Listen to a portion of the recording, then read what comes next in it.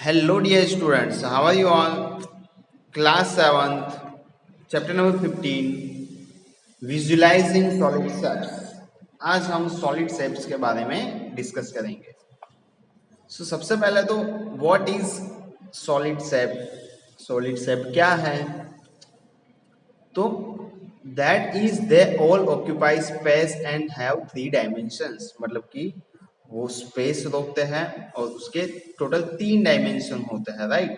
3 dimensional होते हैं और जो 3 डायमेंशनल शेप्स है उसको हम सॉलिड शेप्स कहते हैं। तो यहाँ पे फर्स्ट जो आपका टेबल है वो आपको अच्छे से फिल करना है। जैसे कि यहाँ पे जो फर्स्ट आपको सॉलिड शेप गिवन है वो सिलेंडर है। क्या है?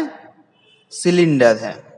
तो ऐसे आपको ड्रॉ करना है शेप, उसके बाजू में उसका नेम ऑफ शेप्स, यहाँ पे फिगर और यहाँ पे नेम ऑफ शेप, ऐसे आपको कॉलम बना देनी है। ये है सिलेंडर, फिर ये है स्फीयर। क्या है?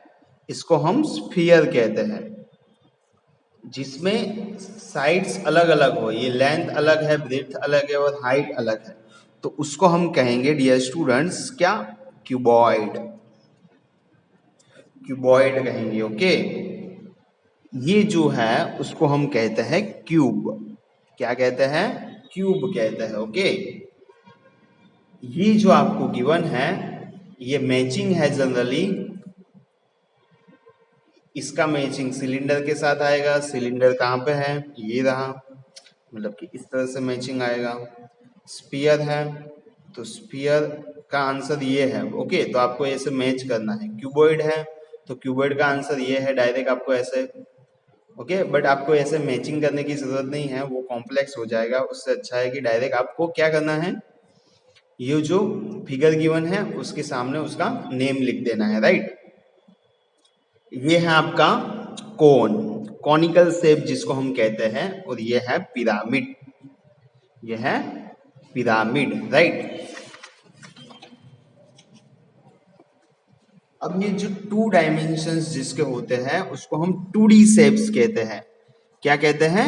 2D shapes. आपको यहाँ पे हेडिंग क्या लगाना है, इसमें 3D शेप्स, 3 डायमेंशनल शेप, ऐसा आपको लिख के उसके बाद फिगर, उसके सामने उसका नाम लिखना है, राइट? 2D शेप्स जो है उसमें जो फर्स्ट है वो रेक्टेंगल है, सेकंड जो है वो सर्कल है, थर्ड जो है वो ट्राइंगल है, उसके बाद है स्क्वायर, और जिसकी कोई भी साइड्स कुछ फिक्स नहीं है, उसको 4 साइड्स जो होती है उसमें सभी डायमेंशंस अलग अलग होंगे, उसको हम कहेंगे क्वाड्रिलेटरल। ओके, क्वाड्रिलेटरल के बहुत सारे टाइप्स आते हैं, square, rectangle, rhombus, parallelogram, trapezium, वो सब क्वाड्रिलेटरल होंगे। वो आप स्टैंडर्ड 8 में पढ़ोगे। ओके, अब हम बात करते हैं फेसिस, एजिस एंड वर्टाइसिस की। बहुत ही इंपॉर्टेंट कॉन्सेप्ट है, आगे के स्टैंडर्ड में भी आपको बहुत ही काम में आने वाला है, तो उसको अच्छे से समझिएगा। सबसे पहले हम बात करते हैं वर्टेक्स। तो यहाँ पे 3 डायमेंशनल आपको एक फिगर गिवन है जो कि क्यूब की है, जो हमने अभी पढ़ा है। ओके, तो वर्टेक्स क्या है? इसमें जो ये कॉर्नर होते हैं डियर स्टूडेंट्स, जो ये कॉर्नर होते हैं, जूम करके आपको अच्छे से दिखाता हूं तो ज्यादा क्लियर आइडिया आएगा। देखो, जो ये कॉर्नर्स होते हैं उसको हम कहते हैं वर्टेक्स, राइट? तो वर्टेक्स आपको समझ में आ गया, फर्स्ट कॉन्सेप्ट समझ में आ गया। अब सेकंड समझो, एजिस। एजिस मतलब कि ये जो है लेंथ, आप काउंट करते हो ना, लेंथ, ब्रेड्थ और हाइट, ये जो सारी लाइन में ड्रॉ कर रहा हूं उसको हम एजिस कहते हैं डियर स्टूडेंट्स। क्या कहते हैं? एजिस। अब फेज क्या है? तो ये पूरा पोर्शन ये बना, ये फर्स्ट फेज है, फिर ये यहाँ से शेडेड लाइन से बताया हुआ है ना, तो वो क्या है? वो है फेज। तो टोटल क्यूब में कितनी फेज होती है? एक ऊपर, एक नीचे, 2, उसके बाद right hand side, left hand side, total 4 हुई, और ये और इसके पीछे भी एक होगी, 5 और 6, मतलब कि टोटल 6 फेजेस होंगे। ओके, तो यहाँ पे क्यूब के लिए समझ लो आप, फेजेस जो होती है वो 6 होती है। एजेस आप काउंट करोगे ऐसे 1 2 3 4, नीचे भी 4 रहेंगे, 4 और 4 कितना होगा? यस, 4 और 4 आपका होगा 8। फिर 9, 10, 11 और इसके पीछे एक होगी 12, राइट। तो 12 एजिस होंगे, वर्टेक्स कितने होंगे मतलब कि कॉर्नर्स 1, 2, 3, 4, वैसे नीचे भी 4 रहेंगे तो 4 और 4 8 हो जाएंगे, राइट। तो ये कॉन्सेप्ट आपको समझ में आ गया। ये आपको टेबल है, फिगर, फिगर के साथ आपको उसका नेम बाजू में लिखना है, ओके। इसमें भी ऐसा ही करना है आपको, मैंने यहाँ पे मैचिंग किया है, बट आपको फिगर यहाँ पे ड्रॉ करनी है पेंसिल से, सभी फिगर्स पेंसिल से होनी चाहिए और उसके सामने उसका नेम लिखना है। फेजेस, एजेस और वर्टाइसेस, इसकी आपको फिगर ड्रॉ करनी है, ओके। जिसको भी क्यूब ड्रॉ करना नहीं आता वो मैं आपको सिखा दे रहा हूँ यहाँ पे, देखो। सबसे पहले आपको क्या बनाना है, एक स्क्वायर बनाना है, उसके ऊपर आपको दूसरा स्क्वायर बनाना है, राइट। और ये आप स्केल से बनाओगे तो इससे भी अच्छा बनेगा, देखो। तो ये आपका बन गया ऐसे क्यूब, सभी जो आपके वर्टेक्स है उसको ज्वाइन कर देना है, तो ये आपका बन जाएगा ऐसा क्यूब, जिसमें सभी फेजेस क्या होगी, सेम होगी। फेजेस क्या होती है वो तो मैंने आपको ऑलरेडी बता दिया है, राइट। ये आप सिर्फ समझ लेना, नहीं लिखोगे तो चलेगा, ओके।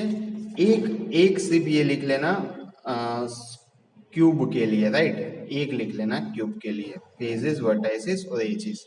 तो आपको क्या प्रैक्टिकली एक एग्जांपल हो तो पता चले कि किस तरह से कितने नंबर ऑफ वर्टेक्स होते हैं, कितने नंबर ऑफ फेजेस होते हैं और कितने नंबर ऑफ एजेस होते हैं, right. Now most important and practical concept, identify the net, identify the nets. Question number 1, identify the nets which can be used to make cubes. Cubes बनाने के लिए इसमें से कौन सी नेट यूज होगी, cut out the copy of the nets and try it, right.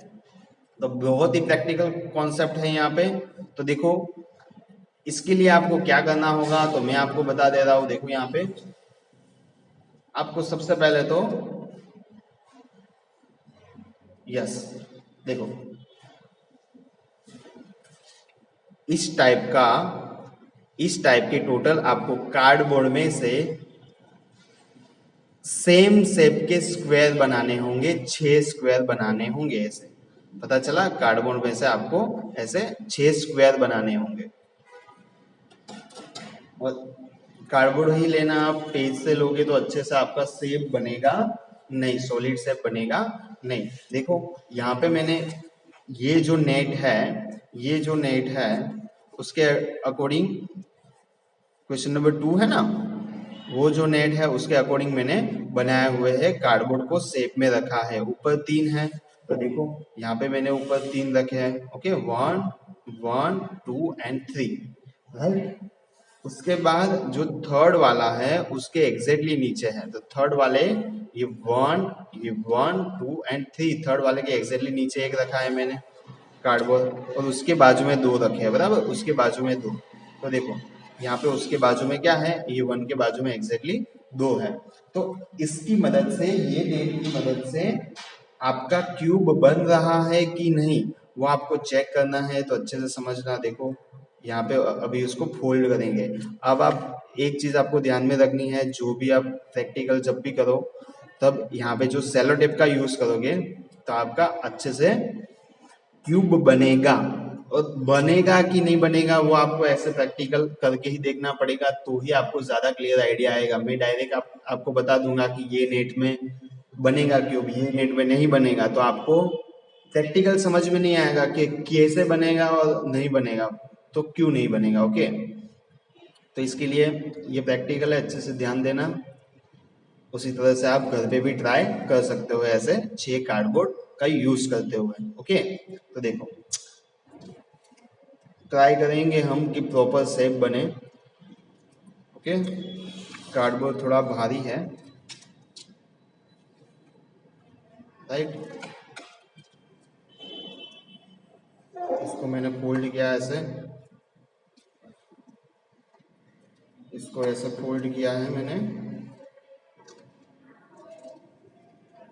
Right. इसको ऐसे लगा दिया है,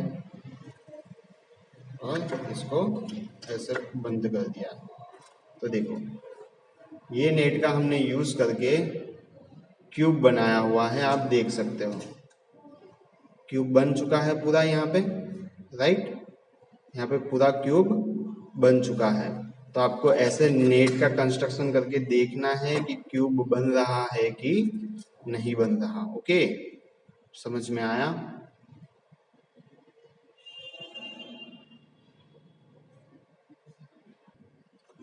तो देखा ना आपने प्रैक्टिकली डियर स्टूडेंट्स कि इसमें क्यूब बन रहा है।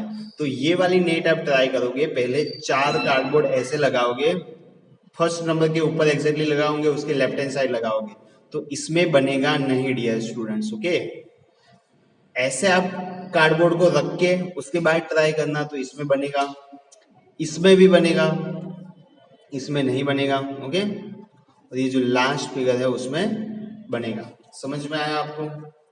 अब हम नेक्स्ट समझते हैं क्वेश्चन नंबर आपका जो है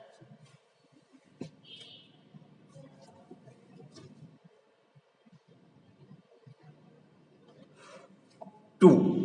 dice are cube with dots on each face, मतलब कि डाइस जो है वो क्यूब ही होता है। आपने डाइस खेला होगा इस टाइप का। ओके, वो भी क्या होता है, क्यूब होता है। Opposite faces of a die is always have a total of 7 dots on them।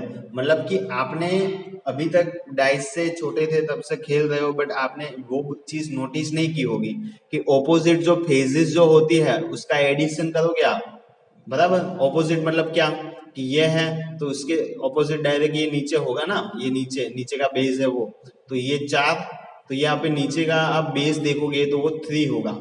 समझ में आया? तो 4 + 3 कितना हुआ, 7, मतलब कि टोटल 7 ही होगा।